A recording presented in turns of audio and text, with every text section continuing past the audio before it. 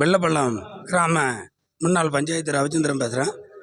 நமது ஊரில் 6 வருஷ காலமாக இந்த துறைமுக பணி நடந்து முற்றிலும் முடியாமல் இருப்பதனால் மணல் திட்டு ஏற்பட்டு இன்னைக்கு அஞ்சப்பன் என்ப ஒரு படகு அலை சீட்ட காரணமாக அந்த போட்டு கவுந்து 2 பேரும் உயிர் பிழைச்சது பெரும் அறுதலையாக போது ஆளுக இருந்ததுனால காப்பாற்றிட்டாங்க.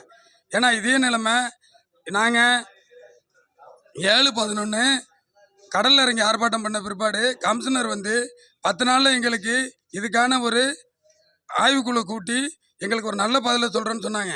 இப்போ 25 நாளை கடந்தும் எங்களுக்கு எந்த ஒரு முடிவும் தெரியல. இந்த ஆர்ப்பார் பணியை முற்றிலும் முடிச்சு கொடுக்காத அரசை கண்டித்து மீண்டும் அந்த போராட்டத்தை நாங்கள் வந்து ஒத்தி தான் வச்சுருக்கோம். நாங்கள் வந்து முற்றிலும் முடிக்கல. அந்த போராட்டத்தை மீண்டும் தொடரக்கூடிய நிலைமைக்கு கொண்டு விட்டுறாதீங்க. எங்களுக்கு இந்த துறைமுக பணியை விரைவில் முடித்து தருமாறு இந்த அரசை வேண்டி விரும்பி கேட்டுக்கிறோம். எங்களுக்கு இதே பிரச்சனை இன்னைக்கு ஆளுகள்லாம் இந்த இளைஞர் பிரச்சனை ஏற்பட்டு கடற்கரையில் இருந்ததுனால அவங்க 3 பேர் உயிரை காப்பாற்ற முடியுது.